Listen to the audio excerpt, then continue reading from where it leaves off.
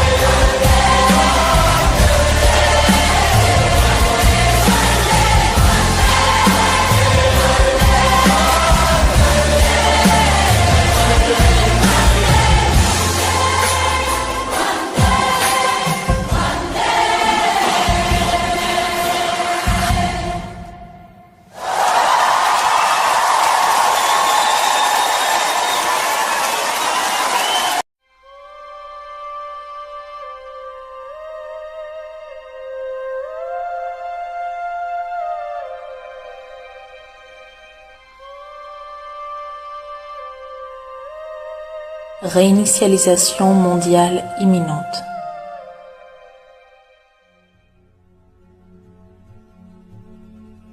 Un vaste plan a été organisé depuis de nombreuses années, avec pour objectif de déclencher d'énormes changements positifs à travers la planète. Sa mise en place sera l'implémentation d'une justice équitable qui mettra fin aux abus des populations et écosystèmes de cette planète. Nous avons été mis au courant à propos de ce plan par des contacts impliqués dans le projet, afin que l'on puisse se préparer à l'avance. Nous allons présenter ici des informations clés à propos du plan et de ce que vous pouvez faire pour aider. À savoir à propos de la transition à venir.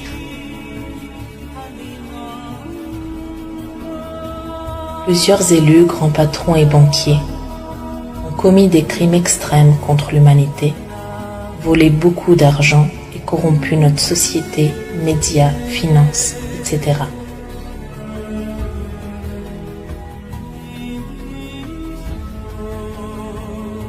La résistance a été organisée et des agents gouvernementaux vont arrêter ces groupes criminels légalement. Et un procès équitable leur sera garanti afin de libérer la planète.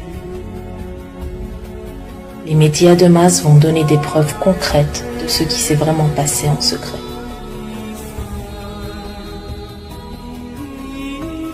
Le système financier sera arrêté pour 3 à 15 jours. Votre argent ne disparaîtra pas. Un nouveau système juste le remplacera, avec plus d'abondance pour tout le monde. Le vieux système était basé sur des dettes virtuelles, non basées sur des valeurs réelles, permettant à des petits groupes d'individus de voler et de manipuler les cours d'argent partout dans le monde. Toutes les dettes dues aux banques seront donc annulées. Les dettes honnêtes entre particuliers et entreprises devront être respectées. Le nouveau système sera basé sur des valeurs réelles, en particulier le cours de l'or, pour garantir des échanges justes.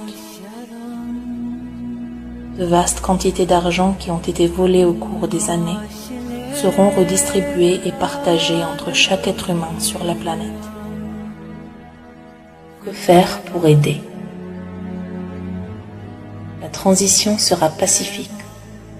Il peut y avoir des perturbations temporaires dans les transports et distributions de nourriture et d'énergie. Préparez des vivres pour 3 à 15 jours. Restez calme.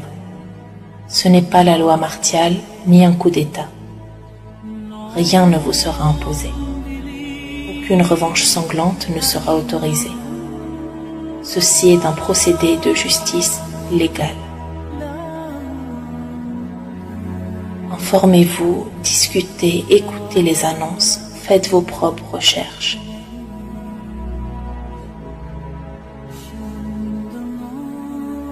Les conflits entre vous ont été créés artificiellement pour diviser, pour mieux régner.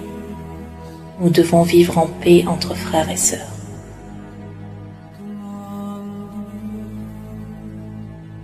Si vous le pouvez, aidez à ce que tout le monde soit en sécurité et ait le nécessaire.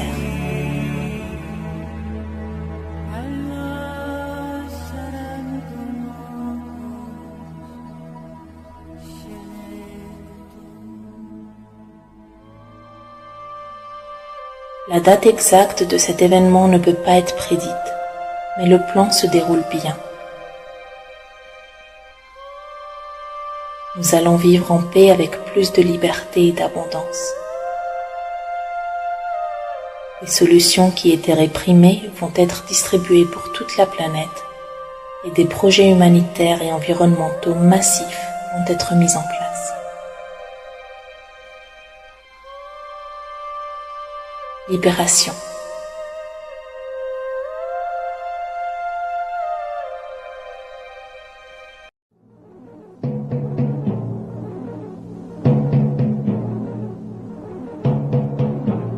Les réseaux sociaux sont le Radio Londres de résistance du XXIe siècle. Je répète, les réseaux sociaux sont le Radio Londres de résistance du XXIe siècle. Faites passer ce message autour de vous au maximum. Je répète, faites passer ce message autour de vous au maximum. Les carottes sont cuites. Je répète, les carottes sont cuites. Rien n'arrêtera ce qui vient. Je répète, rien n'arrêtera ce qui vient.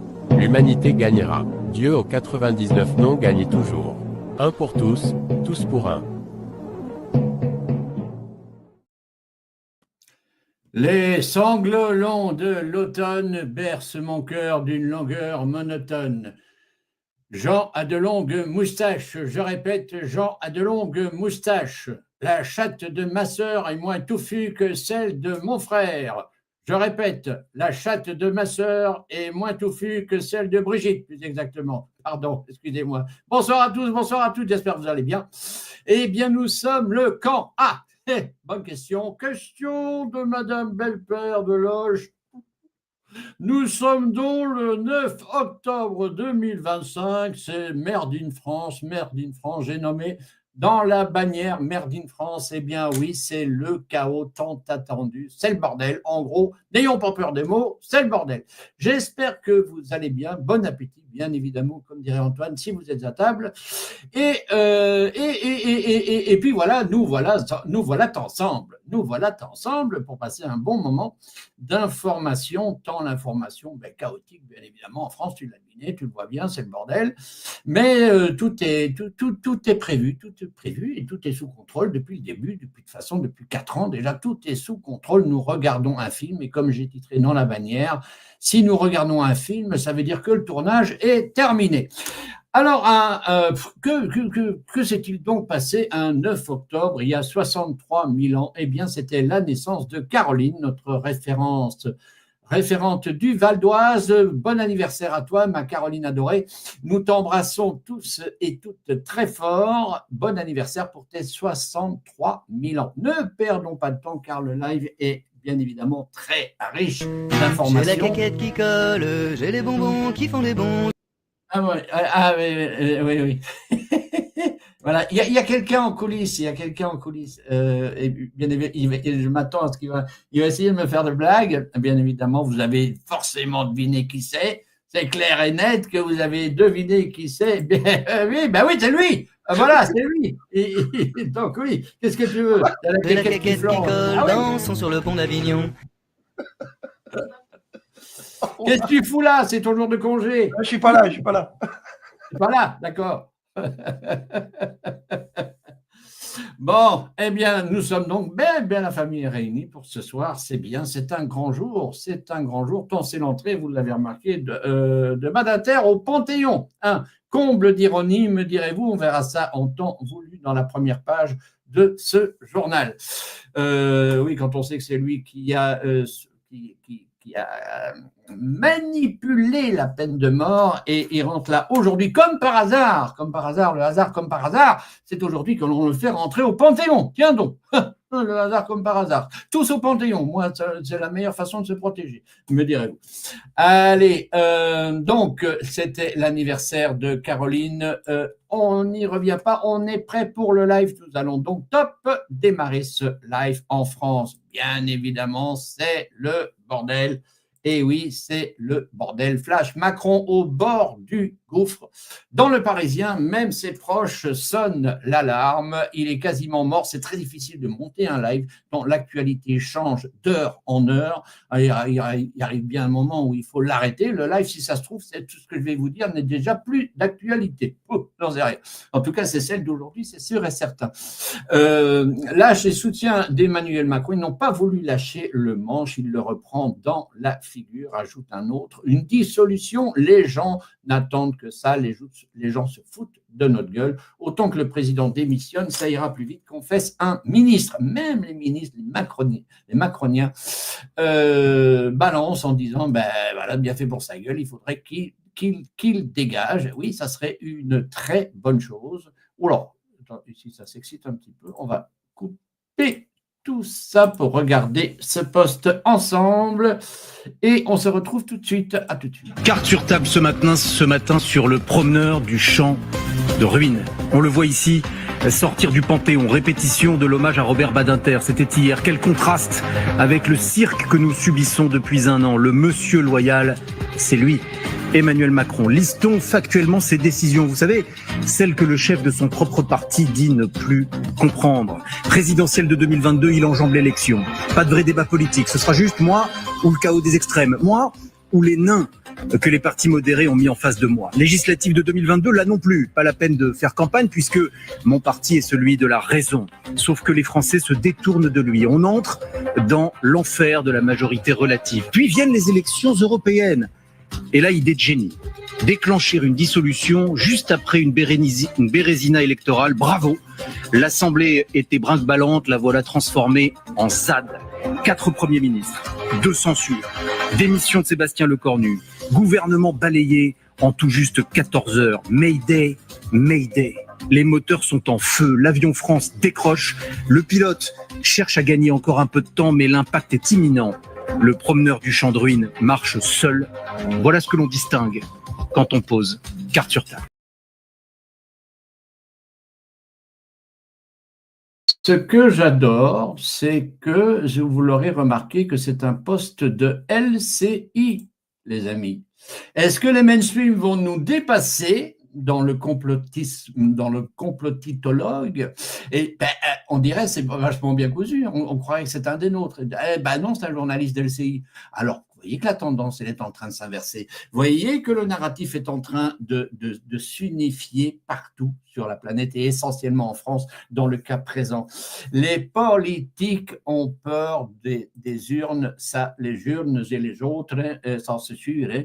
Les politiques ont peur des urnes, ça c'est certain. Voici un édito de je ne sais pas comment il s'appelle, de Jacques Serret. Nous écoutons son édito.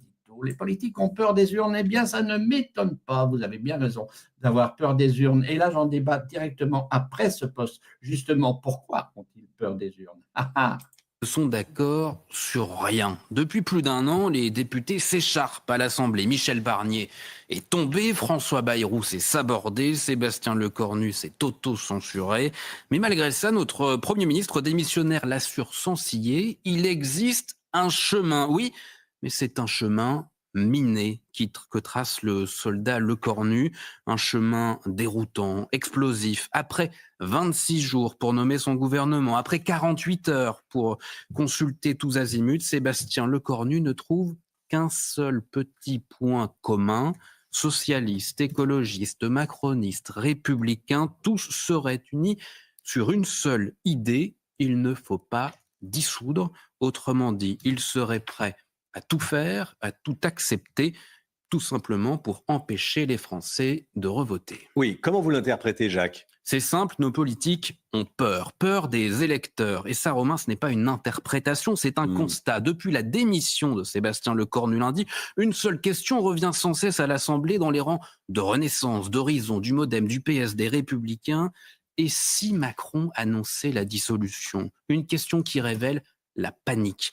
Hors micro, un poids lourd de Renaissance me confiait hier, s'il y a des législatives, nous, on perd très gros. Un ancien Premier ministre juge même en privé que faire revoter les Français tous les ans, c'est malsain, car je cite, ce n'est pas aux Français de régler les problèmes. Phrase stupéfiante, car enfin, si ce n'est pas aux Français de trancher, alors c'est à qui? La vérité, c'est que beaucoup craignent surtout de retourner en campagne et de perdre leur siège. L'opinion des électeurs, ce n'est pas le sujet, me répond un parlementaire qui estime que les Français se sont déjà exprimés l'année dernière et que de nouvelles législatives amèneraient au même résultat, à la même tripartition de l'hémicycle.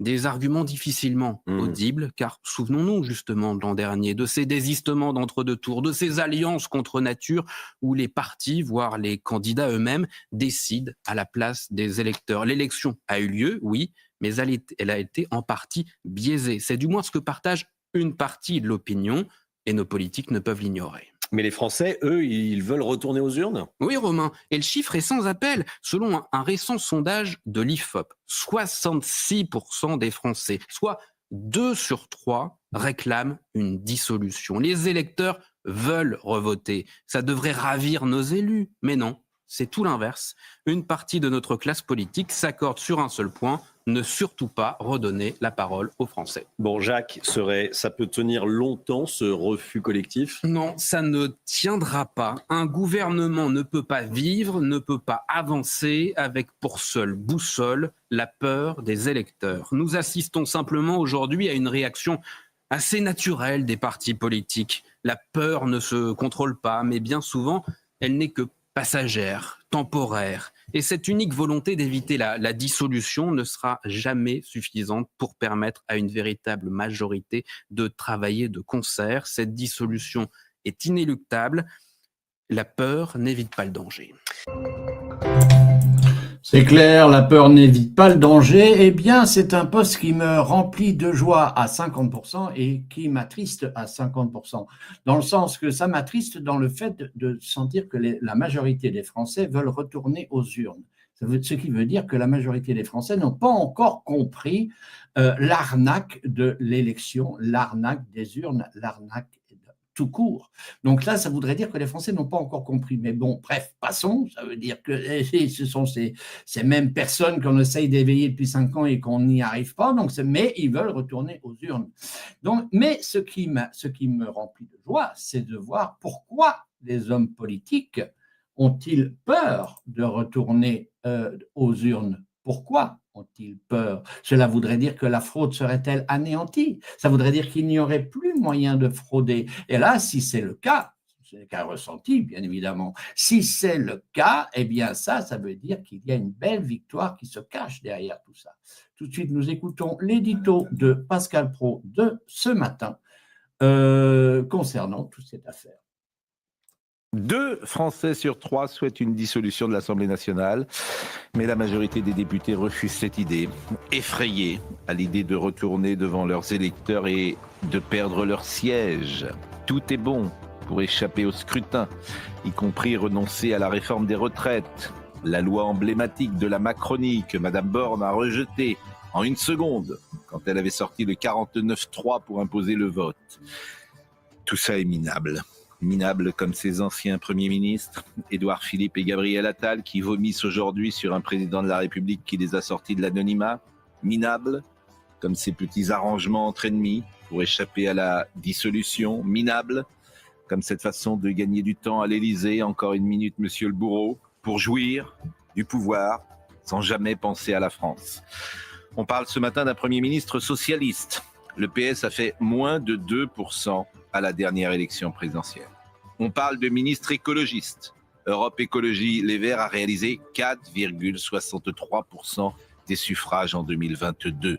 On dit aussi que des communistes, oui des communistes, obtiendraient des ministères forts des 2,28% des voix obtenues par M. Roussel.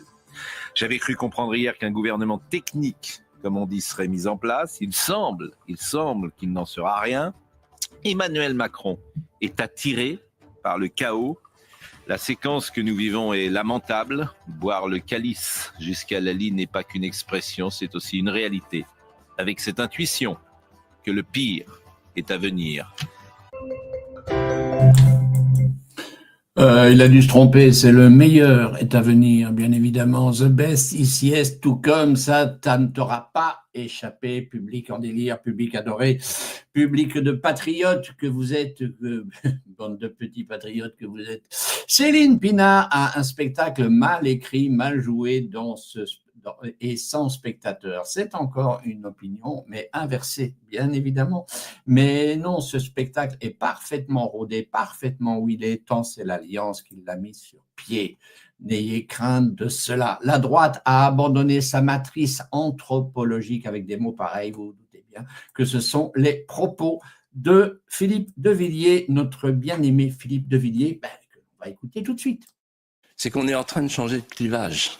C'est-à-dire que l'ancien clivage est mort, il s'est effacé, la droite et la gauche. La droite, en fait, elle a liquidé, elle a abandonné sa matrice anthropologique.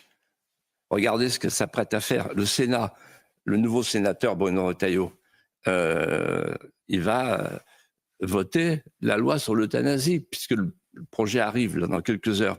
C'est la droite qui vote l'euthanasie. Et donc, en fait, la droite n'a plus sa singularité au sens anthropologique. Et la gauche, elle a abandonné son identité à la fois idéologique et sociologique. Mais il y a un nouveau clivage qui est né et qui va se développer. c'est le clivage entre souveraineté européenne et souveraineté nationale. Pourquoi ?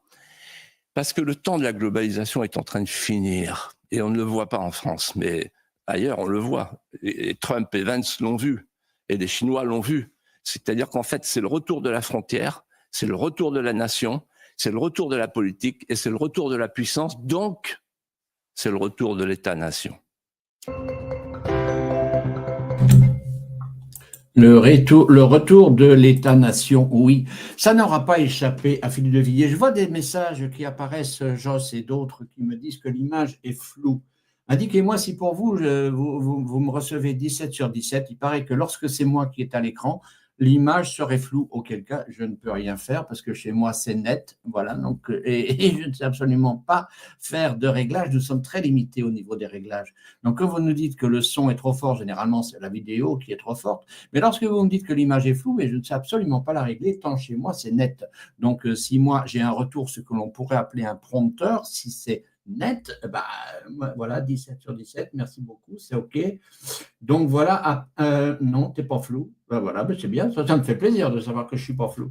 Non, non, qui dit toi, Toine? Non, ça va, t'es clair pour une fois. Super. Bon, 18 sur 17, c'est bien, c'est impeccable. Bon, ben tant pis, hein, les gars, c'est vous qui devez régler vos appareils, hein, c'est pas moi. Hein. Voilà, t'as compris le... Bon, d'accord. Alors, t'arrêtes de me... Bon, que ça soit bien clair. Un accord de non-dissolution, ils se foutent de nous et c'est Ménard, Robert Ménard. Ah, voilà un politique qu'on aimerait bien voir plus souvent. Et est-ce le fait qu'il soit auditionné par... comment on s'appelle, Sonia Mabrouk, c'est pas anodin quand même. Là, maintenant, j'ai repéré que quand les d'anciens politiques ou des maires qui sont en deuxième face de la politique, qui ne sont pas en première façade, en première exposition gouvernementale, quand ils sont en retrait, quand ils sont interviewés par Sonia Mabrouk, eh ben, j'ai pu sentir qu'il y avait... une petite pointe de suivez mon doigt, t'as compris, tu vois ce que je veux dire? Eh bien, ben, Robert Ménard, il a été interviewé par Sonia Mabrouk, de même que De Villiers, c'était hier dans l'émission la matinale de Sonia Mabrouk. De Villiers a été interviewé dans le spécial de Sonia Mabrouk. C'est aujourd'hui. Voilà, bon, bah, je ne peux rien non plus. On me dit encore non. D'autres me disent 17 sur 17, d'autres me disent que c'est flou et que ça va maintenant. Bon, ben écoutez, voilà, tout va bien. On ne peut rien y faire. Donc arrêtez avec ça, parce qu'en même temps, à chaque fois, ça me coupe dans mon narratif. Donc, Robert Ménard dans le grand interview de Sonia Mabrouk. On l'écoute. Robert Ménard, il était maire de je ne sais plus d'où. On va peut-être je ne sais plus de quelle ville, mais c'est un maire en tout cas. Maire de Béziers. Quel bordel! Foutaise. Enfin, vous imaginez, ils se foutent de nous. Ils se foutent de nous. Attendez, oui, il y a un truc que j'ai compris hier en réalité. Monsieur Macron a 48 heures de plus. Parce que là, c'est à un moment donné, il va bien. Mais attendez, il faut prendre en compte ce que les Français ont envie. Moi, j'en ai ras-le-bol de ces gens-là. J'en ai ras-le-bol de leur pseudo-accord. Attendez, je prends deux trucs. Les retraites. Vous vous rappelez, les mêmes qui, pendant des années, Madame Borne nous a expliqué, je ne parle pas de ce que vous, moi, on pense de la réforme des retraites, mais on a des gens comme les macroniens qui nous ont dit, et une partie de la droite qui nous ont dit, attendez, si on ne fait pas ça, c'est la fin des fins. Si on ne fait pas ça, c'est qu'on sacrifie nos enfants et nos petits-enfants. Vous vous rappelez tout ça? Je ne l'invente pas. Et qui maintenant, aujourd'hui, avec le chef d'État en tête, vous disent « Oh, au fond, peut-être qu'on peut suspendre. » Alors comment vous l'expliquez? C'est pour se maintenir au pouvoir coûte que coûte? Bien sûr, c'est le cynisme absolu du chef de l'État. Il est prêt pour rester là, à sacrifier même ce qu'il nous expliquait qui était impossible. On me dit également, oui, Robert Ménard s'était allié dans le temps à Norcam, c'est vrai, mais n'oublions pas une phase importante et essentielle à la compréhension de tout ce qui se passe, les amis, même surtout sur cette scène politique. C'est vraiment une scène, car c'est du grand spectacle. N'oublions pas une chose, tous ces gens qui ont été remplacés.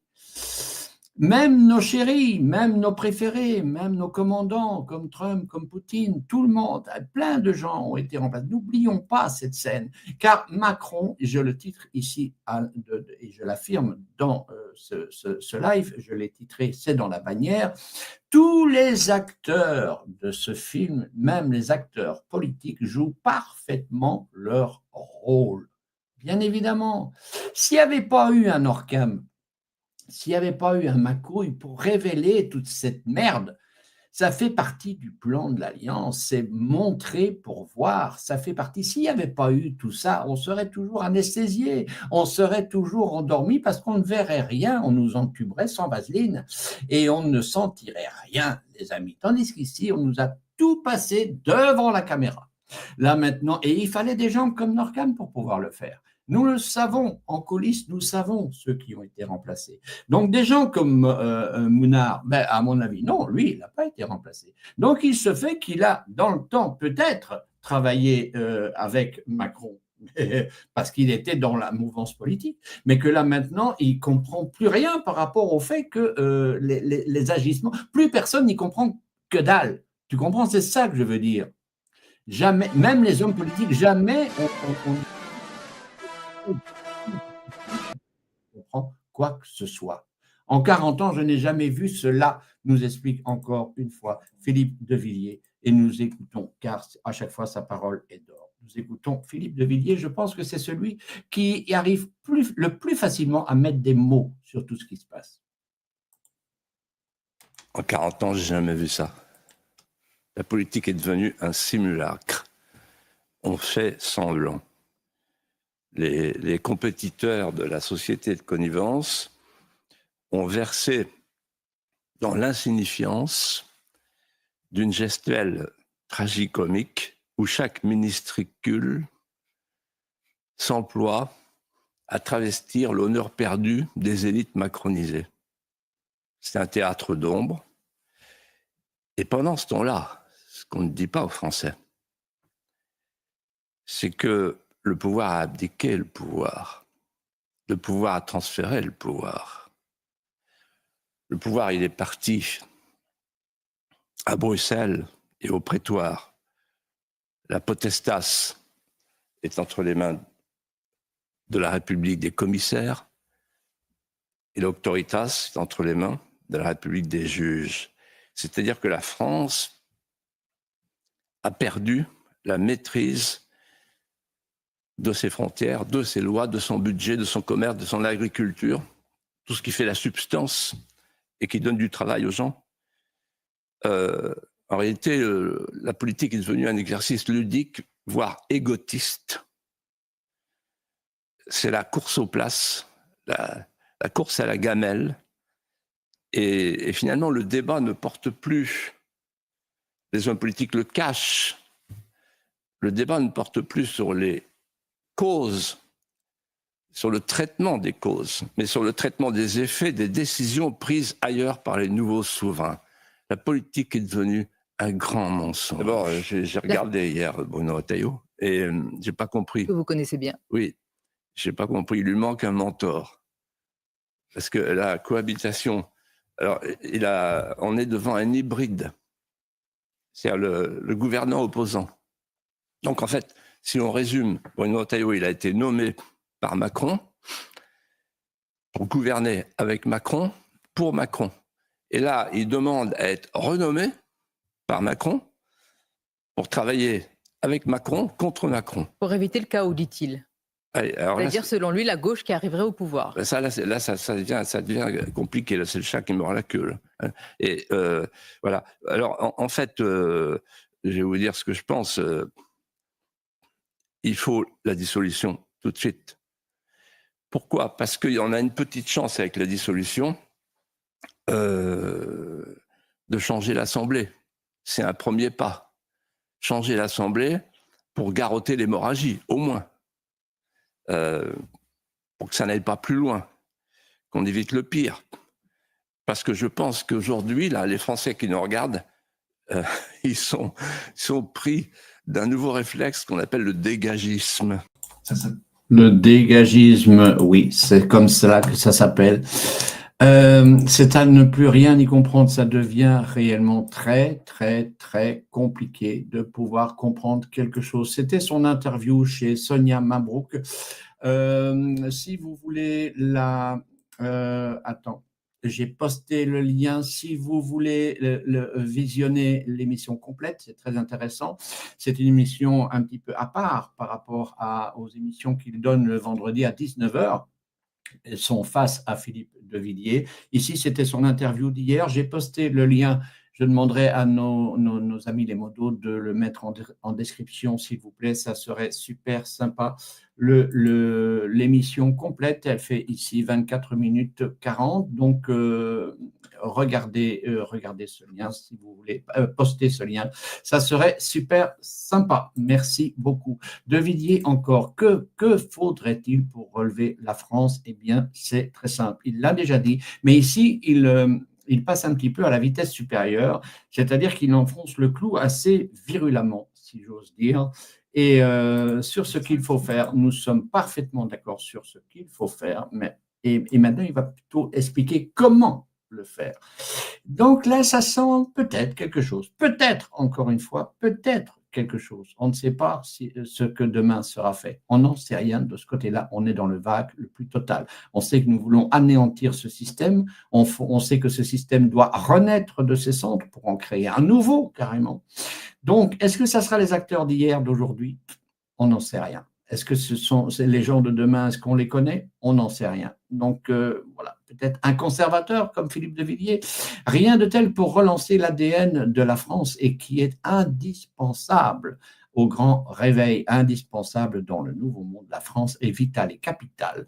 Alors, peut-être un conservateur, on n'en sait rien. Quoi qu'il en soit, on écoute ses propositions. Ce qu'il faudrait faire quand on manque de temps, c'est prendre des décisions immédiates, rapides, symboliques.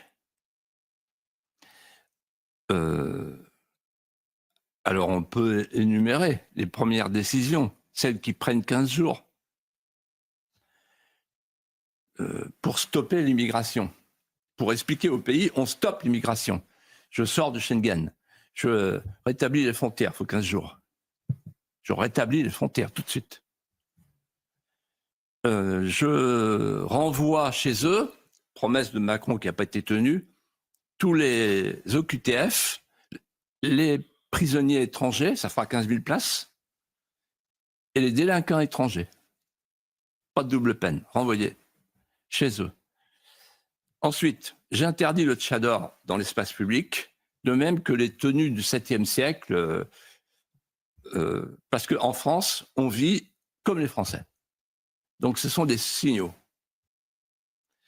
Deuxièmement, il faut retourner la justice vers l'innocence, vers les victimes. Et pour ça, il faut envoyer 3 signaux, à mon avis. Le premier, c'est de rétablir les peines planchers. Deuxièmement, de retirer le chiffre d'affaires du narcotrafic du PIB pour qu'on voit ce que ça représente, un État dans l'État, dont personne ne parle. Et puis, troisièmement, j'interdis la syndicalisation des magistrats pour rétablir la neutralité de la magistrature. Et je supprime l'école de la magistrature pour pouvoir en refaire une autre avec le tour extérieur, faire rentrer des commissaires de police, etc. C'est-à-dire des gens qui connaissent la vie et qui jugent en équité, avec la balance de Thémis à l'ancienne. Mais ce n'est pas fini, ce n'est pas suffisant. Il faut ensuite rétablir la souveraineté. Je sors du Mercosur pour sauver les paysans. Je sors du marché européen d'électricité pour sauver les artisans. Je sors du pacte vert pour sauver les industriels. Et je sors du pacte asile-immigration pour sauver les Français. Et en plus, je fais une économie de 16 milliards puisque c'est la contribution nette à l'Union européenne, entre ce que ça nous coûte et ce que ça nous rapporte. Et je déclare que désormais, par une loi référendaire, la loi française sera supérieure à n'importe quel règlement européen. Mais ce n'est pas fini. Parce qu'il y a aussi la liberté d'entreprendre, qui est aujourd'hui une liberté bafouée. Il faut désétatiser l'économie. Donc pour ça, il faut donner un signe. Plutôt l'artisanat que l'assistanat. Le signe, ça veut dire qu'il faut faire des économies. Il suffit de voir le rapport de la Cour des comptes. Premièrement, les prestations non contributives, prestations sociales, doivent être réservées aux citoyens français. Ensuite, il faut arrêter l'aide au développement. Prestations non contributives, c'est 15 milliards. Aide au développement, 15 milliards. On est déjà à 30, mais ce n'est pas fini. Il faut arrêter le soutien aux éoliennes, 8 milliards. Il faut arrêter les agences de l'État qui servent à rien, comme l'ARCOM et l'ADEME. Ça va leur faire plaisir. Et entre autres, ça fait 10 milliards. Ensuite, il faut privatiser l'audiovisuel public, ça fait 4 milliards. Et il faut surtout affirmer le principe, pas d'impôts supplémentaires. On diminue les impôts, on diminue les dépenses. On diminue énormément les dépenses et on diminue un peu les impôts. Pourquoi? Parce que moi, je connais la courbe de l'affaire. La courbe de l'affaire, c'est quoi? C'est trop d'impôts tue l'impôt. Si les politiciens ne connaissent pas la courbe de l'affaire, il faut les remettre devant un tableau et leur expliquer la courbe de l'affaire. Ça fait ça, la courbe de l'affaire. Voilà. Et donc, il n'y a pas besoin d'être un grand économiste, mais moi, je sais ce que c'est qu'un bilan, je sais ce que c'est qu'un compte d'exploitation, je sais ce que c'est qu'un EBITDA, voilà, parce que j'ai eu une autre vie.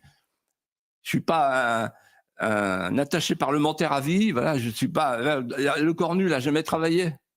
Il n'a jamais travaillé, ils n'ont jamais travaillé, ces gens-là. Dites-moi ceux qui ont travaillé, qui ont dirigé une entreprise. Voilà. Et puis, alors, dernier point, l'école. L'école, il faut rétablir la liberté scolaire. C'est-à-dire qu'il faut que le sous-contrat et le hors-contrat, qui sont les canaux de sauvetage de l'éducation nationale qui est en panne, puissent avoir la liberté, y compris l'enseignement par correspondance, à domicile. Ensuite, il faut remettre les profs sur l'estrade. Vous savez, moi j'avais un professeur de français qui me disait « l'enseignement magistral » ne se justifie que s'il est magistral.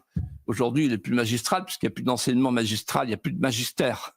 Donc, il faut rétablir le magistère. Qu'est-ce que ça veut dire? Ça veut dire l'uniforme obligatoire. Ça veut dire l'hymne national chanté toutes les semaines. Moi, je connais des écoles, je ne veux pas vous les citer, mais elles se reconnaîtront, où ça se passe comme ça. Et ensuite, la levée des couleurs et le vouvoiement. Et ensuite, on dit aux profs, maintenant, vous allez enseigner la France. Parce que l'éducation nationale ne se justifie que si on transmet l'amour de la France. Ça veut dire rétablissement du roman national. Une fois que tous les enfants de France seront allés au Mont-Saint-Michel, à Domrémy, à Vézelay, à Verdun, c'est-à-dire tous les lieux des gloires françaises, leur regard sur la France changera. Et c'est la raison pour laquelle je suis optimiste. C'est-à-dire que si on fait ça demain, ce que je viens de vous dire, là, très brièvement, en improvisant ma réponse, tout repart. Avec quelques personnes dans la rue, peut-être. Ah oui, mais là aussi. Non, mais c'est vrai, personnes dans la rue. Et ça fait des années qu'on parle des Black Blocs. Et dès que vous avez un gars de droite qui va dans la rue, là, comme à Crépol, on l'arrête. On l'arrête et on dissout l'association à laquelle il appartient. Et on ne peut pas dissoudre les Black Blocs, non. On ne peut pas les mettre en tôle, non. On ne peut pas, de manière préventive. On ne connaît pas leur nom, on ne connaît pas... Hein. Non mais attendez, c'est pas sérieux. En fait, Peggy disait, le français est poignard. Le français, elle aime la poigne. Voilà. Contrairement à ce qu'on croit. Et tous les gens qui nous regardent, je suis sûr qu'ils disent, il a raison. Voilà, la poigne. Et ça, c'est que les 100 premiers jours. Hein. Vous imaginez? Vous imaginez la suite? Oui, ce ne sont que les 100 premiers jours. Oui, eh bien oui, moi, je ne peux que, malheureusement, être d'accord avec Philippe de Villiers. C'est le programme Trump. C'est le programme Trump et que l'on voit ressortir un peu partout. Parce que la France, pour le moment, dans son chaos politique, elle est en train d'être montrée du doigt partout dans le monde entier et même par les acteurs politiques internes à l'Europe. notamment notamment Giorgia Meloni. Giorgia Meloni également est en train de montrer du doigt énormément la France. Elle est en train de voir la traîtrise de la France, même au sein de l'Union européenne. C'est assez incroyable. Donc la seule façon de retrouver un patriotisme national, c'est de fermer les frontières. C'est le programme de Villiers, le programme de Trump. C'est la seule façon. Alors là maintenant, je vois des uns et des autres qui disent oui, mais tout ça dans le système, c'est infaisable, c'est impossible. Oui, mais qui vous dit que c'est dans le système qu'il aurait un programme comme cela? Et qui vous dit également que ce serait lui qui le mettrait en place? Non, il pourrait être que l'investigateur de l'idée de ramener un agenda politique pour redresser le patriotisme national de chaque pays, et chaque pays devant faire la même chose, bien évidemment. En tout cas, c'est un super beau merdier. Lorsque je dis que les acteurs, on pourrait les écouter tous les uns après les autres, bien évidemment, Marine Le Pen reprend la parole en disant que là maintenant, elle censurera tous les gouvernements qui vont se présenter, parce que pour elle, il va encore y en avoir. Oui, elle joue son rôle de l'opposition. On a beau la traiter de traite, elle joue son rôle, il faut aller jusqu'au bout. Alors, est-ce que derrière tout cela, derrière tous les gouvernements qui vont peut-être s'en suivre, est-ce que ça sera encore peut-être le Cornu qui va passer? Pourquoi pas? Plus on est de fous, moyen de rire, comme disait Coluche. Peut-être que le Cornu passera encore, mais tant que c'est pas jusqu'au boutisme de la décadence du gouvernement français, eh bien, ça ne s'arrêtera pas. Et ils sont tous là pour jouer leur rôle. Même les opposants, comme Marine Le Pen, comme Bardella, ils sont tous là pour jouer le rôle de l'opposition. N'oubliez pas, je le répète à chaque fois, à chaque live, en 22, Marine Le Pen a été contactée par des gens genre service secret et elle a laissé couler le jour du grand débat. Il fallait que ce soit de nouveau Macron qui passe. Ce mandat de 2022 à 2027 était celui du grand réveil pour la France et c'était Macron qui était mandaté pour le faire. Ça, j'en suis certain. Alors, peut-être que derrière toute cette succession de gouvernements, peut-être arrivera-t-il ce fameux article 16 où, donnant plein pouvoir pendant X jours, X, je n'ai pas le chiffre en tête, X jours donnera le plein pouvoir à Macron, tel Bonaparte, et à ce moment-là, ça sera la chute totale de la France avant, poum, éventuellement, ce que nous attendons tous, un E, un B et un S, on ne sait pas si ça va se produire. On aimerait bien que ça se produise. On l'attend. Et nous sommes là pour patienter ensemble et pour se mettre et pour raviver notre patience parce que nous en avons besoin. Nous avons besoin énormément de patience parce que même sur les plateaux, plus personne ne comprend ce qui se passe. Vous comprenez? C'est assez impressionnant. Allez, tout de suite, justement, par rapport à cette vision que nos comédiens acteurs politiques font leur job, eh bien, on se rejoint avec notre envoyé spécial, j'ai nommé Daniel de Babel TV. Je lui donne la parole dans ce live. À toi, mon ami Daniel. Je te mets en grand écran parce que tu le mérites bien. Vous faites un travail exceptionnel. En tout cas, encore bravo à toute ton équipe. On écoute Daniel, on se retrouve tout de suite après. Vous savez, je faisais le point concernant la démission de Le Cornu hier, et puis je me suis dit ça virait au gag, etc. Bon, on n'est clairement pas surpris avec tous les gouvernements qui sont passés l'un après l'autre. Mais ce qu'il faut retenir, c'est que tout ça, à la base, était programmé.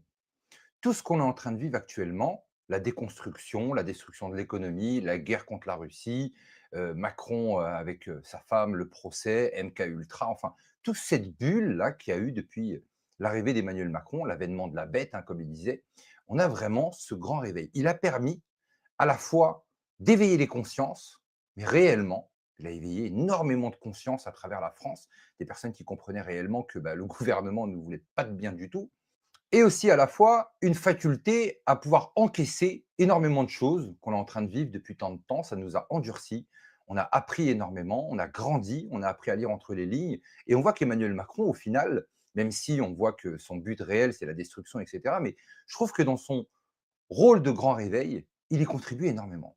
C'est quelqu'un qui arrive à faire ouvrir les yeux par ses actions néfastes à énormément de personnes à travers le monde. La population française, en tout cas, est en train de se réveiller violemment. Tout le monde se réveille. Tout le monde prend conscience réellement de l'imposture de la politique, de la République. cette mise en scène qu'on voit depuis tant d'années, cette corruption, cette triche, cette fraude.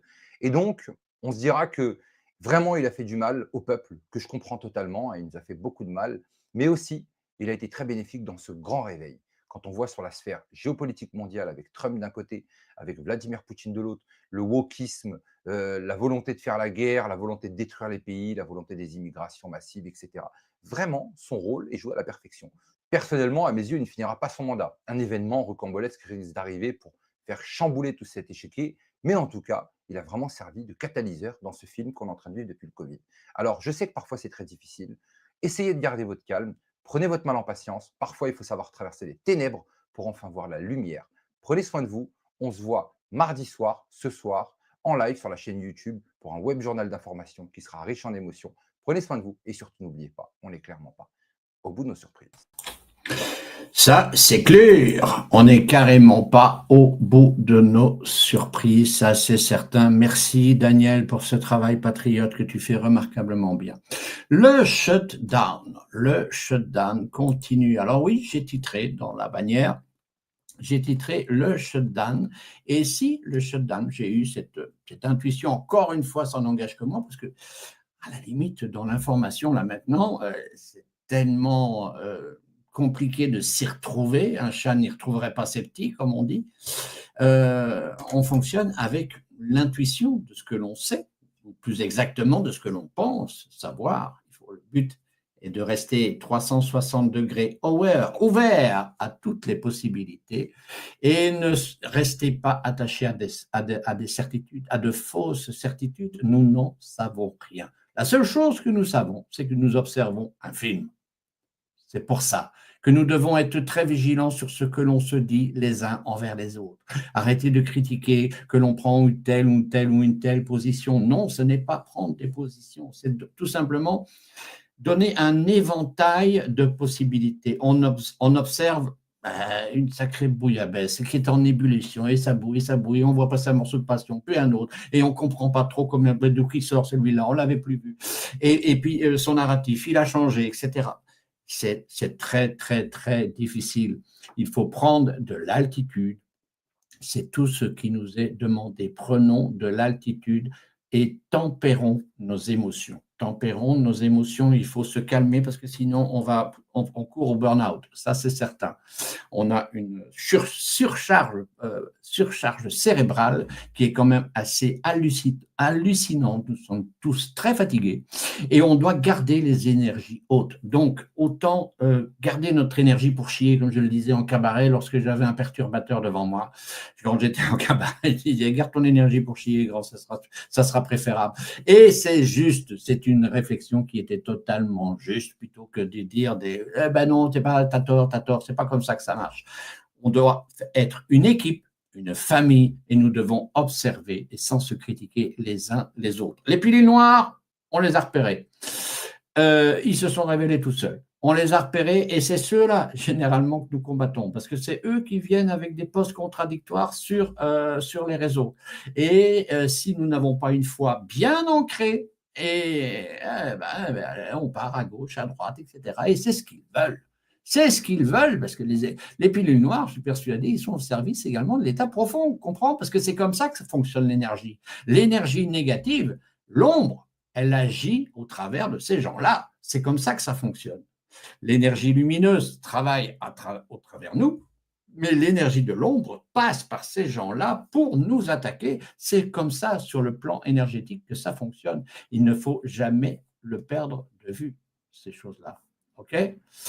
Donald Trump vient de publier cette vidéo concernant le shutdown qui expose parfaitement le Parti démocrate qui ferme le gouvernement. Nous allons regarder, elle n'est pas longue, Donald Trump qui vient de partager cette vidéo. Elle n'est pas traduite, elle est en américain, en anglais autrement dit, mais on sent bien tout ce qu'elle veut dire et tout ce qu'elle contient. On regarde cette vidéo, elle n'est pas longue. On se retrouve tout de suite. The party of open borders, transgender for everybody, lawlessness in our streets are shutting down the government in an effort to appease the radical left. These Democrats are coordinating their strategy with outside leftist groups. and are demanding nearly $1.5 trillion in spending for an agenda that includes healthcare for illegal aliens and much, much more. Democrats for years have railed against government shutdowns, claiming a shutdown would mean much chaos and pain and needless heartache for the American people. Democrats are out of control, and you know who it hurts? You, everyday people, and the most vulnerable. Seniors, veterans, working families, hungry kids, y'all. Tell Congress to avoid the Democrat-led government shutdown. The party open border. Les démocrates veulent anéantir le pays, c'est eux qui ont provoqué le shutdown, alors que les fonctionnaires fédéraux s'inquiètent des chèques de paye manqués, que les familles des milliardaires se tournent vers les banques alimentaires et que les aéroports de tout le pays sont confrontés à des retards. Chuck Schumer et les démocrates se vantent que chaque jour s'améliore pour eux. Honte à eux. Quelle déclaration dégoûtante et révélatrice à la fois. Les démocrates se réjouissent d'infliger des souffrances au peuple américain. Pourquoi ? Parce que tout simplement, ils n'en ont rien à kicker, ils n'en ont rien à branler, comme on dirait. Israël à présent, oui, Israël. Et donc, je disais, dans mon ressenti, comme je dis, quand on fonctionne un petit peu avec ressenti, je me suis dit, à un certain moment, je me dis, tiens, si ces fameux 10 jours de ténèbres, si ce n'était pas le shutdown, pourquoi pas ? C'est possible, après tout. Pendant ces 10 jours où tout s'opère, en coulisses comme en façade, tout s'opère. Les arrestations, les démocrates démissionnent, tout s'opère en coulisses. Et c'est pendant ce shutdown. Donc, les démocrates pris à leur propre piège. C'est ça, peut-être, le shutdown. Urgent, le président Trump est très fier d'annoncer qu'Israël et le Hamas, on y est les amis, ont tous les deux signé la première phase du plan de paix. Cela signifie que tous les otages seront libérés très bientôt. Il y a énormément de prémices à ce que ça soit pour lundi ou mardi. Ça a été dit par Donald Trump lui-même, nous allons voir ça dans quelques secondes. Donc, excellente nouvelle, oui, Donald Trump, l'homme de la situation. Les célébrations commencent à Gaza après l'annonce de l'accord entre Israël et le Hamas pour la première phase de l'accord de paix. Sylvia Miami Trump, le président de la paix, on embrasse Sylvia, bien sûr. Je suis très fier d'annoncer qu'Israël et le Hamas ont tous deux signé la première phase du plan de paix. Le président vient d'adresser aux familles des otages. Les otages vont revenir. Où est-ce que j'en suis? Je sais plus. Les otages s'adresser aux familles. Les otages vont revenir. Ils rentreront tous lundi. Écoutez-le dans cette vidéo traduite par les bienfaits de Sylvia. Nous écoutons. Attends, hop, je remets la vidéo à 0. Et nous écoutons Sylvia pour son message aux victimes, tant israéliennes que palestiniennes. Ici, je pense que c'est plutôt israélien. I want to say something. Is that right? All right, hold on. President Trump, you have the best crowd in the world. What do you guys have to say to President Trump? Thank you. Thank you. You did it! Wow. You did it! Wow. Thank you! This is amazing. Mr. President, we believe in you. We know you've done so much for us over the past, since you became a president, and even before that. And we trust you will fulfill the mission until every hostage, every 48 of the hostages are home. Thank you so much. Blessed be the peacemakers. God bless you, Mr. President. God bless America. Thank you very much. You just take care of yourselves. The hostages will come back. They're all coming back on Monday. All?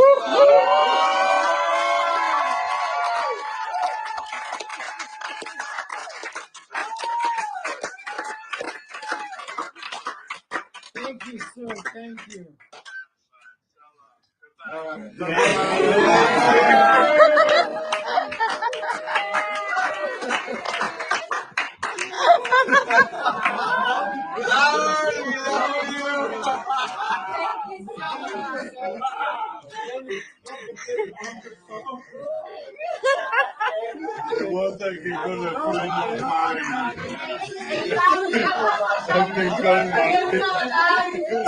Make no mistake, it looks like President Trump has actually pulled off something here that many presidents before him have failed to do. Oui, le président Trump a réussi ce que d'autres ont échoué, bien évidemment. C'est formidable. Prix Nobel de la paix serait-il donné? Alors attention, parce qu'il est question qu'il soit cité et nominé au prix Nobel, et il y a déjà des messages qui circulent comme quoi, étant donné que c'est lui l'instigateur de la paix en Israël, comme quoi sa candidature, sa nomination ne serait pas retenue, ce qui est complètement abracadabrantesque, étant donné que c'est quand même lui qui a réussi à négocier la paix sur 7 ou 8 conflits déjà. Donc c'est complètement abracadabrantesque. Donc n'écoutez pas ces oiseaux de mauvais augure qui se jettent sur cette information pour essayer de nous discréditer ou nous faire perdre la foi. Plus exactement, c'est plus nous discréditer, c'est nous faire perdre la foi. Donc restons très vigilants. Donald Trump, futur prix Nobel, c'est pas impossible. On écoute ça tout de suite. Gay sur cette question de lui remettre le prix Nobel de la paix et je suis même étonnée que vous ayez pu dire en fait ce n'est pas dû à sa personnalité mais c'est dû au fait que c'est les États-Unis. Alors excusez-moi, Barack Obama a eu le prix Nobel de la paix aussitôt qu'il est rentré. Quand il a été nommé président, d'ailleurs, même le directeur adjoint du prix Nobel de la paix s'était étonné, alors qu'il a continué la guerre en Afghanistan, qu'il a continué la guerre en Irak et qu'il n'a pas brillé justement par sa volonté de paix. Donald Trump, dès qu'il est rentré, il a dit « je vais faire en sorte d'être un faiseur de paix ». Donc, rendons-lui au moins hommage. Sortons, vous savez, jusqu'à maintenant, je vous trouvais sincère. C'est-à-dire, j'avais le sentiment, il n'est pas dans les éléments de langage, il dit avec sincérité, voilà, il rebondit avec justesse. Et là, tout à coup, quand il s'agit de Donald Trump, vous avez commencé à bégayer. Eh bien, moi, je suis très heureuse, monsieur, quand je vois les liesses, que ce soit en Israël ou justement à Gaza, et qui est encore plus soucieux de la paix que le monde arabo-musulman aujourd'hui. Vous voyez, et Israël. Voilà, j'aime bien quand ça s'insurge comme ça sur les plateaux, parce que en réalité, c'est cette femme, Naïma, je crois, Fadel, elle est pratiquement, je suis souvent, vous savez, je suis beaucoup CNews le matin et je les observe, je les écoute, je les entends pour voir de quel côté ils sont, plus exactement, ça aide dans mes recherches, dans mes ressentis, et Naïma Fadel, elle est souvent à 85-90% plutôt de notre côté. Elle montre les choses correctement. Et là, elle ramène le crédit sur Donald Trump et c'est plutôt plaisant à écouter, plaisant à constater plus exactement. Attention à qui vous suivez, c'est certain. Faire très attention. Antoine vous le dit régulièrement parce que bon là, regardez, j'ai vu qu'un seul poste comme ça. C'est Mégatron. Regardons Mégatron ici. Voilà. On voit je ne sais pas qui il est exactement. Il a 546 000 abonnés. Attention. Et je vois quelques heures après la signature de l'accord, Israël lance un bombardement massif de Gaza. C'est le seul poste que j'ai vu de toute la journée. Je l'ai vu en début de journée. Je me suis dit bon, on va voir si c'est vrai parce que les cons ça ose tout. C'est même à ça qu'on les reconnaît, comme disait Audiard. Et ben non, j'en ai pas vu d'autres. Donc, méfions-nous, encore une fois, ça viendrait discréditer ou faire perdre la foi sur ce qui est en train de se passer. N'oubliez pas que Q nous l'a dit, la fin est pour Israël, donc ne vous laissez pas bercé par des oiseaux de mauvais augure. Encore notre Robert Ménard qui appelle à la nomination de Donald Trump au prix Nobel. On écoute notre bon ami, notre bon franchouillard, Robert Mounard. Ça sonne bien français, ça. Mais enfin, quand un type dit des choses et les fait, le minimum, c'est de le reconnaître. Enfin, s'il n'est pas là, ça se fait pas. S'il n'est pas là, aujourd'hui, enfin, on l'espère tous, on prie le bon Dieu que ça se passe comme ça, que lundi, les otages sont de retour dans leur famille. On le doit à lui, on le doit à Israël, qui a fait la guerre à tous ses ennemis autour, mais on le doit à Donald Trump. Et c'est vrai que moi, quand ils disent... Il a quand même tordu le bras aussi à Benjamin Netanyahu ou Donald Trump. Ah oui, mais bien sûr, mais c'est pour ça qu'on lui doit d'abord à lui. D'abord à lui. Et quand les gens pouffent de rire, et j'étais de cela, alors je vais pas faire le mariole ici, on va dire, oh, le prix Nobel, il commence à me casser les bonbons avec ce prix Nobel et tout ça. Honnêtement, il le mérite. Aujourd'hui, à qui vous le donnez le prix Nobel? Si ça se passe comme c'est en train de se passer, si on met fin à un conflit qui a des dizaines d'années, si on libère un certain nombre de gens, si on fait qu'il y ait moins de morts demain et après-demain, vous le récompensez pas. Et Dieu sait, encore une fois, je le dis alors que j'aurais dit le contraire. Dit ici, vous avez ouais, je l'ai dit que non, enfin sur le style du monsieur, sur les chantages qu'il exerce sur ses alliés. Ben, enfin, attendez, vous pouvez dire ça et puis dire ah ben là, il a réussi, on le Voilà, vous me direz, vous allez me le dire, c'est pour ça que je prends les devants, vous me direz, qu'est-ce qu'on s'en fout du prix Nobel dans l'état actuel des choses? Eh ben non, c'est pas si anodin que ça, parce que si Trump est nommé au prix Nobel, et à mon avis, il va l'acquérir, parce qu'il n'y a aucune objection à cela, parce que là, cette fois-ci, nous sommes dans les révélations, n'oubliez pas que nous sommes dans Octobre Rouge, donc il n'y aura plus non, cette fois-ci, on ne se trompe pas. C'est bien, nous sommes dans le bon Octobre Rouge, ça j'en suis certain. Donc, il n'y a aucun doute là-dessus. Donc non, ce n'est pas si anodin que ça, le prix Nobel, parce que c'est la reconnaissance du monde entier du narratif Trump. Depuis 8 ans, on le fait passer pour un débile, on le fait passer pour ce que vous savez. Nous sommes les seuls à observer et à constater que c'est pas vrai. Nous sommes des fervents défendeurs du narratif Trump, de l'alliance de Q, de ce plan de libération qui est en face pour libérer la planète entière. Nous observons, ça serait non seulement une magnifique reconnaissance pour Trump, il s'en fout, hein, mais ça serait une reconnaissance qui viendrait créditer notre combat, qui viendrait créditer le patriotisme tout entier, dont vous faites partie, dont nous faisons partie. Donc, ce prix Nobel, ça serait un petit peu envers nous tous qu'il serait décerné. Il faudrait le prendre comme tel. Moi, en tout cas, s'il a le prix Nobel, je le prendrais un petit morceau pour moi, un petit morceau pour Antoine, un petit morceau pour l'Alliance humaine, un petit morceau pour Alexis, un petit morceau pour tout le monde, un petit morceau pour vous qui vous battez pour l'information. Parce que c'est vrai qu'au demeurant, on ne peut pas faire grand-chose. Qu'est-ce qu'il faut faire? Je le mets également dans la bannière. Tout simplement se tenir informé, passer le message à nos voisins pour amortir le choc le jour de la grande bascule, comme je l'appelle. Le grand chaos. Comment est-ce qu'il aura lieu? On ne sait pas. Est-ce que ça sera un OBS doux? On ne sait pas. Un OBS dur? On ne sait pas. Mais en tout cas, ça aura lieu car rien ne peut empêcher ce qui arrive. Le président Trump a lâché une bombe déclarant que la grâce signée par Joe Biden à l'aide d'un stylo automatique, vous l'avez vu, hein, on l'avait passé la semaine dernière sur les différents portraits des présidents à la Maison-Blanche au moment après Bush et entre Trump. Il y a pas Bush et Trump, il y a Trump, et entre les deux Trump, il y a un stylo. C'était juste, c'est ça le mandat de Biden, c'était un stylo automatique, sont invalides et devraient être annulés. Tous ces pardons qu'il a accordés à des gens très mauvais, on sent que c'est le moment de la justice, l'heure de la justice a sonné. Antipatriotique et malfaisant, il me semble que ces pardons ne valent rien. Soutenez-vous cela, bien évidemment, oui, mais ça encore, ce sont des postes curseurs pour un petit peu sonder l'avis populaire. Donc, je vous demande de répondre à ces questions. Quand vous voyez passer des messages importants comme ça, c'est pas anodin. C'est l'Alliance qui observe, qui regarde la tendance, c'est normal, la tendance patriotique, la tendance des soldats digitaux que nous sommes, que vous êtes et que nous sommes. Nous sommes tous des soldats digitaux.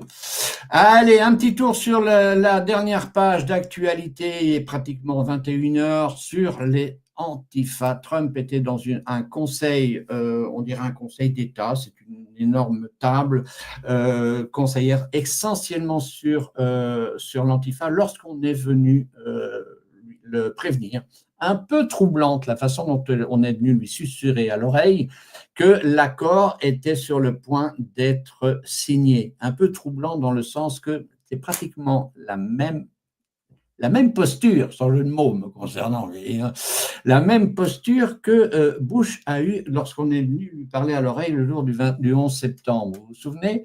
Eh bien, c'est pratiquement, et ce serait un petit peu une façon de boucler la boucle. Vous voyez, tu comprends ce que je veux dire. Étant donné que c'est un film, donc les images ont de l'importance, même si parfois elles sont trafiquées, mais ça serait une belle façon de boucler la boucle. Et quand on sait que Q a dit que ça terminerait par Israël, de la façon dont ça se produit, je trouve ça assez interpellant. On regarde ici, le démantèlement de l'État profond s'accélère. Le système de déstabilisation des pays occidentaux, au premier rang desquels les USA, est d'une rare sophistication. C'est tentaculaire et pour parvenir à démanteler ce qui crée crime et désordre dans les pays occidentaux, il faut suivre l'argent. C'est une multitude, d'ailleurs, Trump avait dit au début, il avait dit « If you don't understand, follow the money ». Donc, si tu ne comprends pas, suis l'argent. Et c'est ce que nous dit cette personne, Sergiold. Voilà. C'est une multitude d'ONG financées par les milliardaires, mais aussi et surtout par l'argent des contribuables. Nous écoutons ici la Maison-Blanche, la Maison-Blanche publie des noms de personnes finançant Antifa. C'est pas anodin.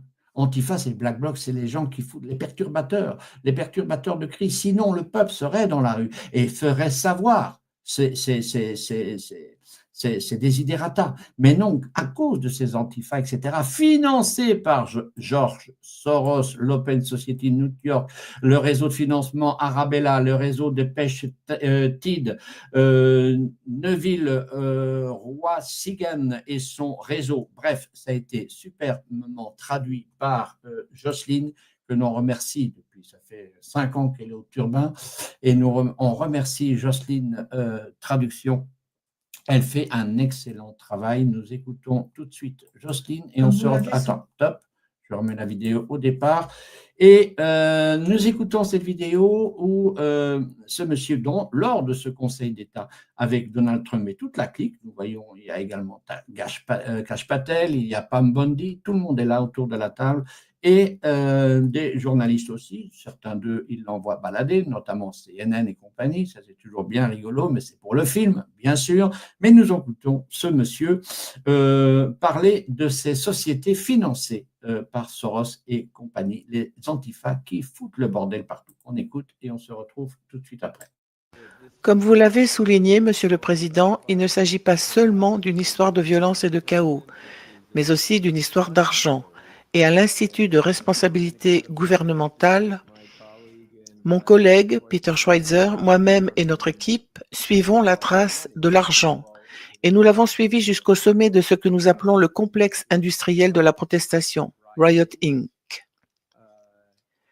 Et nous avons découvert un réseau d'ONG.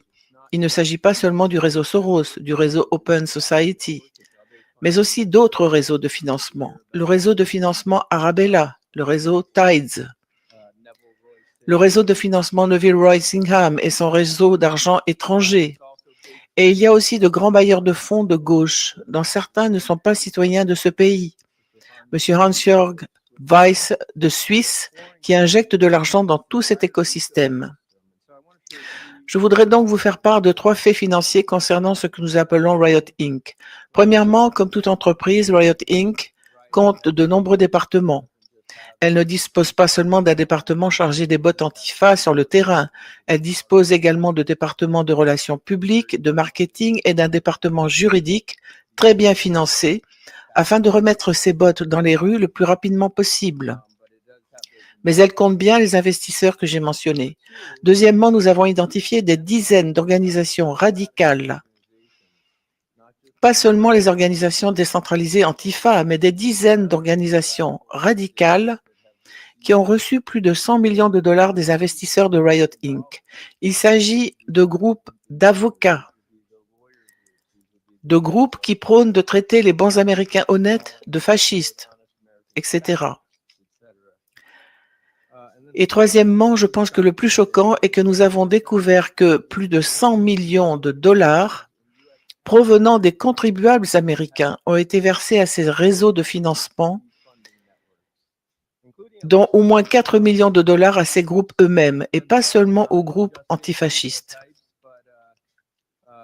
Mais il y a eu un événement à Atlanta appelé Stop Cop City, où plus de 60 émeutiers ont été inculpés de terrorisme intérieur.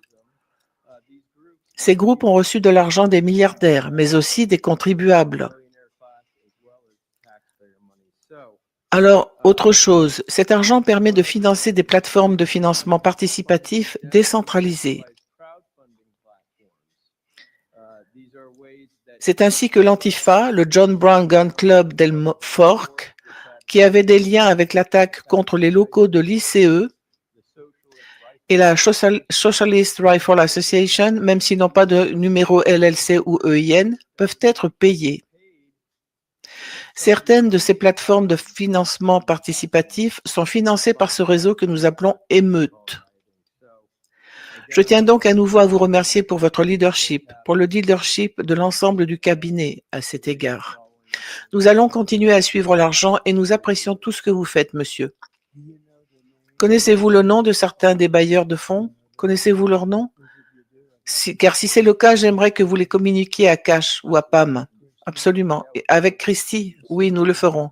Dès que possible, vous tous, car vous connaissez probablement leur nom. Après un certain temps, vous finissez par les découvrir. Mais ce sont des personnes qui n'ont pas de bonnes intentions pour le pays. Et c'est probablement de la trahison. Donc, si vous le pouvez, c'est très important. Si vous pouvez le faire, ce serait formidable. Personne ne saurait mieux que vous. Vous le découvrirez. Vous rendez-vous compte, c'est magnifique de constater tout ça parce que vous rendez-vous compte que tout est filmé. Et je titre, est-ce normal? Jamais, jamais avant le grand réveil, jamais on a vu ce genre de choses. C'était plutôt genre à huis clos, quoi. C'était des conversations à huis clos. Donc pourquoi est-ce filmé? C'est tout à notre vue. On nous montre. Pourquoi? Ben, tout simplement parce que c'est le grand réveil. Donc ça a déjà eu lieu. Vous doutez bien que ce n'est pas d'hier, tout simplement, que ce n'est pas là d'aujourd'hui ou d'hier, je ne sais pas quand ces images datent, qu'on a prévenu Donald Trump sur ses actions, sur ses antifas qui étaient financés par Soros et compagnie. Non, ça date depuis très longtemps. Quand Trump disait depuis 5 ans, il dit nous les avons tous. Eh bien depuis, nous observons un film avec ses dégâts collatéraux, certes, mais ça ne date pas d'hier. Mais c'est seulement révélé aujourd'hui, pour le grand réveil. C'est comme ça qu'il faut voir les choses. Le président Trump a dit à Nick Sortor de donner à Pam Bondi les informations sur les personnes qui ont brûlé le drapeau américain qui a sauvé Portland. C'est ce que nous venons de voir. Donc, il a dit, vous connaissez les noms, donnez-les à Pam Bondi ou à Kash Patel. Waouh, la procureure générale Pam Bondi affirme que les États-Unis vont désormais faire à Antifa la même chose qu'au cartel. Oui, ils vont les anéantir, car c'est eux qui foutent le bordel. Même lorsque l'on voit les migrants dans les rues de Paris ou n'importe quoi foutre le bordel, on sait que ce sont des casseurs, on sait que ce sont des black blocs, que ce sont les antifas. À la limite, c'est expressément pour ça qu'ils le font faire par des émigrés sous contrat. Ces émigrés viennent foutent le chaos sous contrat, car ils sont payés, c'est leur job, ils foutent le bordel pour créer la zizanie. Et il y avait un film d'ailleurs avec De Funès dans le temps qui s'appelait La Zizanie. Mais c'est tout à fait ça. On crée la discorde et la zizanie. Trump fait entrer ces journalistes de CNN la queue entre les jambes. Au fait, c'est CNN qui parle. C'est l'un des pires journalistes que vous puissiez rencontrer. Je refuse même de répondre à leurs questions. Au suivant. La même façon qu'on avait parlé à l'oreille de Bush, c'est ce que je vous ai expliqué tout à l'heure. Voilà comment Trump a appris dans ce fameux conseil d'État, je l'appelle comme ça, je n'ai pas le nom exact. Trump a oublié de mettre fin à une discussion controversée après avoir reçu la nouvelle de Marco Rubio ici à l'oreille. Vous voyez, je repasse la vidéo au départ. C'est ça que je vous disais, qui est interpellant. On vient lui parler à l'oreille. Bon, c'est peut-être juste une affabulation de ma part, hein, mais je veux dire, ça rappelle un peu vaguement parce que ce qu'on attend là, la paix entre Israël et Gaza là, qui provoquera la paix au Moyen-Orient, c'est quand même le scoop du siècle, les amis. Jamais personne n'y est arrivé, on est d'accord. Donc là, de s'y prendre de la même façon, avec un angle de vue, on vient parler à l'oreille, et puis lui, il écoute, etc. Et là, dans cette réunion, il dit, bon, je vais devoir vous laisser parce que la paix est en train de se signer, ils vont avoir besoin de moi. Et donc, il quitte la réunion, alors qu'ils sont en train de parler des antifas, de ceci, de cela, et de répondre à quelques journalistes. Il quitte la réunion pour aller traiter qui a fait l'actualité numéro 1 aujourd'hui dans le monde. Donc, à mon avis, c'est pas anodin. Voilà. J'ai un petit pas grave. Dernière minute, le président Trump serait parmi les nommés au prix Nobel de la paix, dont le lauréat sera choisi ce vendredi. Vendredi, c'est demain. Et demain, ça sera le live d'Antoine, donc on va laisser ça pour Antoine. Peut-être qu'il pourra l'observer, peut-être qu'il aura de quoi l'observer d'ici 20h demain. Donc, ça serait bien parce qu'il va s'en passer des choses, car ce nouveau gouvernement français est attendu également pour demain. Les choses tombent bizarrement ensemble, vous trouvez pas? Moi, je trouve. Les choses tombent bizarrement ensemble, assez bizarrement. Ok. Voilà les amis, eh bien ce live touche maintenant à sa fin. Comment on pourrait dire, j'espère que vous avez passé un bon moment et tu es là en coulisses, tu vas venir nous dire au revoir, je présume, à mon frérot. Ah ben voilà. Bien que je t'ai pas trop embêté, juste au début, une petite caquette. Ouais, je l'ai vu, tu t'es tenu tranquille. T'as vu un peu? Tu t'es tenu tranquille. Putain, j'ai changé. Ah ouais, on a du boulot, demain soir, évidemment, moi je vous retrouve à 20h comme d'habitude, mais mardi soir, ouais, on aura live. Voilà, je t'ai mis le message. Et en deuxième partie d'émission, je serai avec monsieur Alexis Cossette-Trudel. On va parler des bulles noires, on va parler de Stanislas Berton, on va parler de pas mal de dossiers. Ah là, on a de quoi faire, on a essayé. Je serai là aussi, on va venir faire un coucou, oui.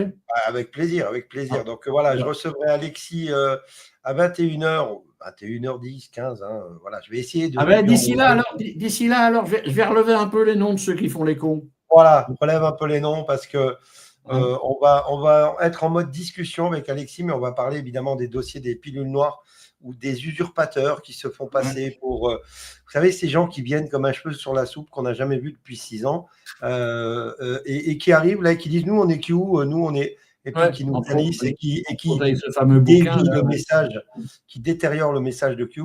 Donc demain, on recevra le pape de la Q-manie, de la Q-attitude, mardi à 21h avec Alexis. Donc ça va être vraiment très bien. C'est marrant parce que c'est Alexis qui m'a envoyé un message hier. Il m'a dit « Quand tu veux, frérot, on y va ». Je viens de l'appeler là pendant l'émission et il m'a dit « Ok, on y va ». Super ça. Cool, ça va être sympa. Bon, très bon live, mon petit père.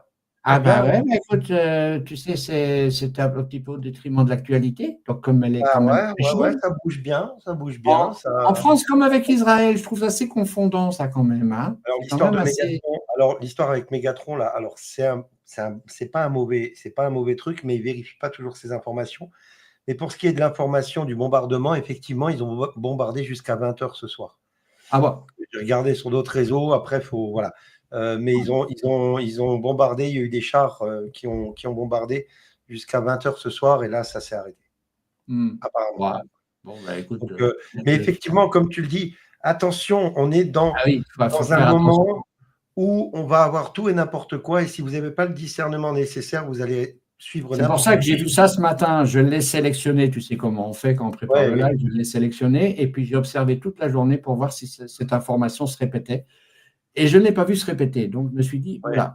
Moi, je l'ai vu plusieurs fois et puis je suis tombé dessus et puis je suis allé voir un peu plus loin. Et effectivement, malheureusement, ils ont essayé de gagner du temps, Israël, comme d'habitude. Hein. Donc, ils ont bombardé jusqu'à 20 heures. Peut-être que ça ne va pas se passer non plus aussi facilement qu'on ne laisse compte. Hein. Mais je pense qu'Israël va se révéler encore parce que nous, on sait évidemment, parce qu'on est au courant. Mais pour on va dire le mouton, les gens qui ne regardent pas nos informations et qui ne suivent pas les réseaux, peut-être qu'ils ont besoin de voir ça sur leur écran de télé, sur BF Merde, de voir que c'est bien Israël qui veut la guerre et personne d'autre. Donc, peut-être qu'ils ont besoin de voir aussi que malgré cet accord de paix qui fait la une partout dans le monde entier. Le Hamas a fait une vidéo en disant on accepte l'accord de Donald Trump. Ah oui, oui. Voilà, là, c'est tombé juste tout à l'heure. Voilà. On voit également les Israéliens avec Trump au téléphone et qui leur dit que leur bien-aimé va rentrer lundi ou mardi. Donald Trump doit se déplacer en Égypte pour signer les accords personnellement. Voilà, ce qu'il dit, il est en pleine réunion, on vient lui susurrer à l'oreille que les accords sont en train de se signer, sont prêts à être signés. Je crois que Donald Trump tient Bibi dans sa main et est prêt à l'écraser à tout moment parce Bibi a même appelé Poutine pour lui dire qu'il ne voulait plus avoir d'emmerde avec l'Iran. Donc, c'est que là, on lui met la pression totale. Donc, voilà. On en parlera demain soir dans le live. Voilà. En tout cas, bon live, mon tonton. Super. Ah ben, gentil. C'est bien aimable. Merci beaucoup.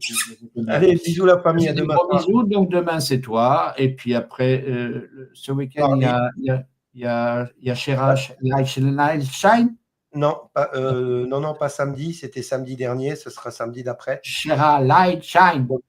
Shera Light Shine. Donc, demain, c'est moi et mardi, c'est Remois. Voilà. Et moi, c'est moi. Et moi, vous devrez patienter jusque jeudi. Sauf qu'on se reverra mardi soir avec Alexis, bien sûr, dans le live d'Antoine. Voilà. Évidemment. Voilà. Allez, bonne soirée, mon frérot. Bisous, frérot. Ciao, ciao. Bisous à Sylvie. Gros bisous. Donc voilà, ce live est maintenant, et vous l'avez deviné, terminé. J'espère que vous avez passé un bon moment en notre compagnie, puisque je n'étais pas seul ce soir. J'ai eu une petite surprise. Je vous souhaite une bonne fin, puisqu'il passe encore comme oui, c'est vrai, c'est un cirque, hein, c'est vrai. C'est même plus un film, ça fait le plus grand cirque du monde. Entrez, messieurs, dames, les places ne sont très chères. Profitez du spectacle, la guerre entre Israël et Gaza sur un accord de paix aujourd'hui. Mais Netanyahou dit Bibi continue de bombarder Gaza. Est-ce fake ou véritable? Nous le saurons demain avec Antoine. D'ici là, passez une bonne fin de soirée et surtout, soyez heureux. Ah, je croyais que tu allais remonter pour le faire. Tu l'as pas fait, trop tard, tant pis. Oh, rien à foutre, c'est ton truc. Et la bise. Allez, bonne soirée à vous tous et excellent week-end à vous tous. Je garde cette vidéo que vous adorez. Et puis pour vous, mesdames, bien évidemment, je n'avais pas sélectionné l'autre vidéo avec tous ces magnifiques paysages qui sont pourtant sublimes, mais vous êtes trop accro à chaman. Donc je termine avec traditionnel chaman, car il plaît aux dames, ce chaman. Bonne fin de soirée et à très bientôt. Bonsoir. Россия священная наша держава, Россия любимая наша страна, могучая воля, великая слава, твое достояние на все времена. Славься, Отечество наше свободное,